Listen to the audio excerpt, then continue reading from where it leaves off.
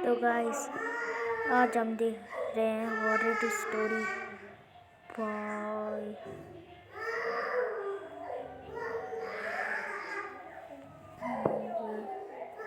क्या है ये बाय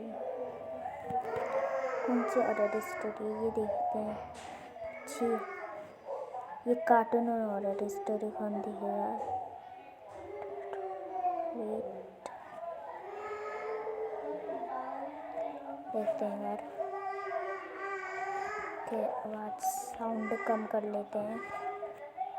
बाय बाय सब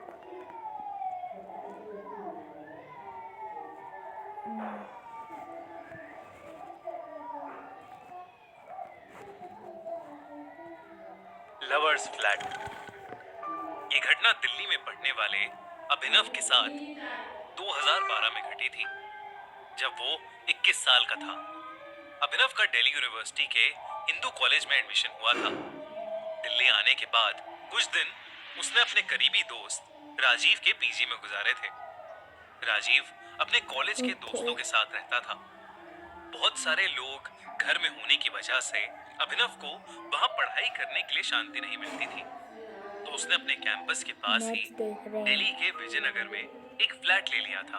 पर उसे नहीं पता था कि उस फ्लैट में कुछ ऐसा है जो उसे कभी उस फ्लैट से निकलने ही नहीं देगा। अभिनव उस फ्लैट में संडे को शिफ्ट हुआ था ताकि वो आराम से सेटल हो जाए। शिफ्ट करते करते लवर्स फ्लैट के आसपास देखा तो वहां अरे इनके साथ जिनके साथ भी ये घटना होती हो वो रात को सोते कैसे हैं यार। ये तो कोई नहीं था, पर वो रोने की आवाज अभी भी आ रही थी।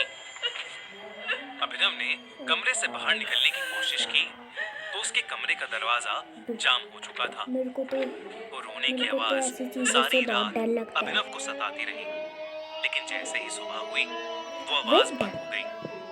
अभिनव उसके बाद दरवाजे के पास गया तो वो दरवाजा अपने आप ठीक हो गया था। अभिनव ने पूरा घर छाना, लेकिन कहीं पर कुछ भी अनयूजुअल नहीं था। सब एकदम ठीक था, क्योंकि रात में अभिनव की नींद पूरी नहीं हुई थी। तो वो बाहर निकलकर सोफे पर ही जाकर सो गया। कुछ देर सोने के बाद जब वो उठा तो उसने अपने दोस्तों को फोन करके पिछली रात के बारे में बताया, पर सबने उसको यही कहा कि ये जरूर उसकी थकान का नतीजा है और कुछ नहीं। उसने अपने दोस्त राजीव को अपने पास बुलाने की कोशिश भी की, पर क्योंकि उसके एग्जाम्स चल रहे थे तो वो उस दिन नहीं आ पाया। अभिनव को भी सबसे बात करके यही लगा कि वो सब उसका वहम है, लेकिन फिर भी दिन भर पढ़ने के बाद उसने डिसाइड किया कि वो उस रात अपने बेडरूम में नहीं बल्कि बाहर लिविंग रूम के सोफे पर ही सोएगा। पढ़ने के बाद सोफे पर लेटते ही उसे नींद आ गई। कई घंटे बीत गए पर कुछ नहीं हुआ। तभी अचानक से अभिनव को वही रोने की आवाज सुनाई दी और उसको ऐसा महसूस होने लगा जैसे कोई उसको खींच रहा है। लेकिन जैसे ही अभिनव की नींद टूटी और आंखें खुली तो उसने देखा कि वहां कोई नहीं था। उसे लगा ये फिर से उसका वहम है और वो सब कुछ इग्नोर करके फिर से सोने चला गया। कुछ ही देर में दोबारा उसकी आंख लग गई, लेकिन थोड़ी देर में उसे वही रोने की आवाज सताने लगी और इस बार वो एक अजीब सी घुटन महसूस करने लगा। सारी रात उसके साथ यही होता रहा। अगले दिन अभिनव ने अपने फ्लैट के आसपास के लोगों से बात करने की कोशिश की, पर जो कुछ भी हो रहा था उसके बारे में उन्हें कुछ नहीं पता था, क्योंकि वहां पर रहने वाले लोग कॉलेज स्टूडेंट्स थे जो 1-2 साल पहले ही वहां आए थे। उसने परेशान होकर जब फ्लैट ओनर को कॉल किया तो उसका भी फोन नहीं लग रहा था। अभिनव ने सबकी सलाह मानकर एक साइकियाट्रिस्ट को कंसल्ट किया, जिसने उसके अलग अलग टेस्ट किए, पर उसे कुछ नहीं मिला।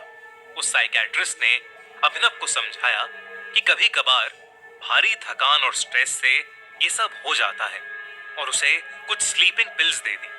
स्लीपिंग पिल्स लेकर अभिनव सो तो जाता था, दिल्ली के एक रेस्टोरेंट में तंदूर के अंदर खाना नहीं बल्कि एक इंसानी लाश जल रही थी। कौन था ऐसे भयानक क्राइम के पीछे और वो लाश किसकी थी? जानने के लिए देखिए हमारी नई क्राइम स्टोरी तंदूर कांड हमारे crime channel the crime show by खूनी मंडे ये दूसरे चैनल पे देखा होगा। चल पर कोई नहीं। लिंक पिन कमेंट और एंड स्क्रीन पर अब उसको अपने सपनों में एक लड़की दिखने लगी थी जो जोर जोर से एक कोने में बैठकर रोती थी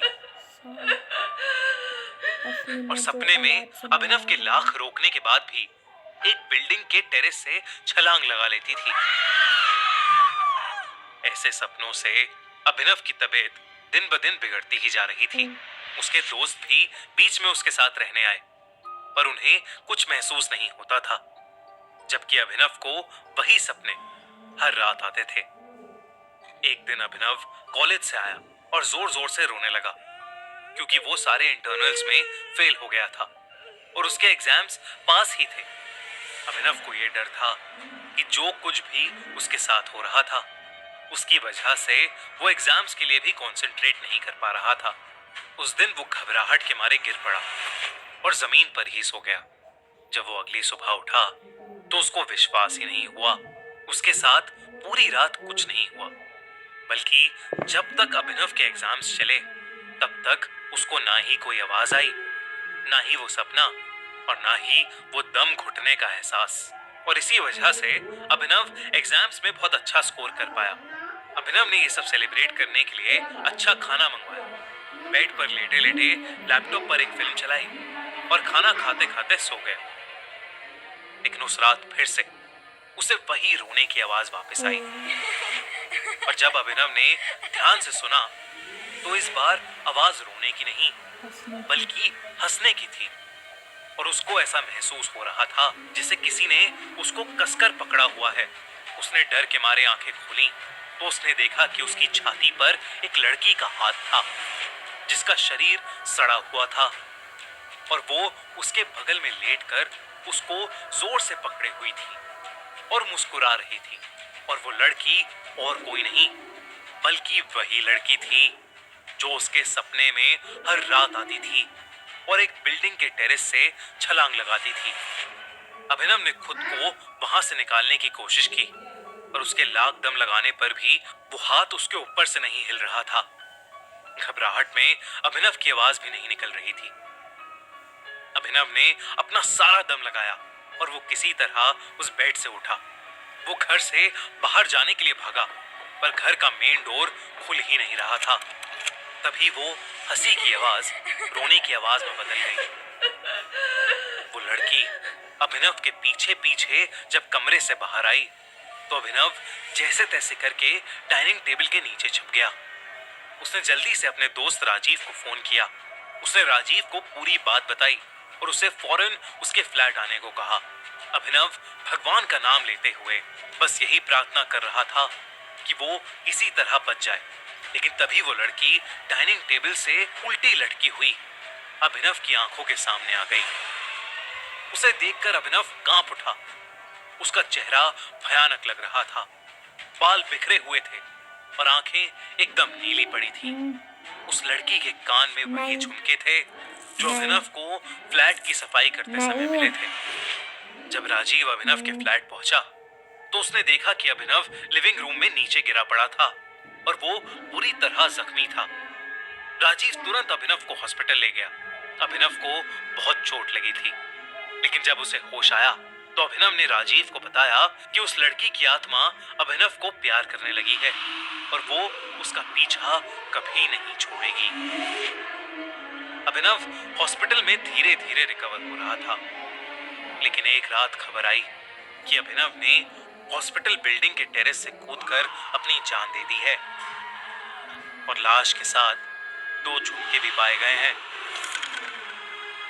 राजीव को कभी समझ नहीं आया कि अभिनव दिमागी रूप से बीमार था या सचमुच उस लड़की की आत्मा ने उसके साथ ये सब किया था। खैर जो भी हो, उसने अपने जिगरी दोस्त को हमेशा हमेशा के लिए खो दिया था। Okay bye bye. अगर आपको ये वीडियो अच्छी लगी तो हमारा चैनल खूनी मंडे मैं बोलना सब्सक्राइब चाहता करना हूँ बिल्कुल मत भूलना।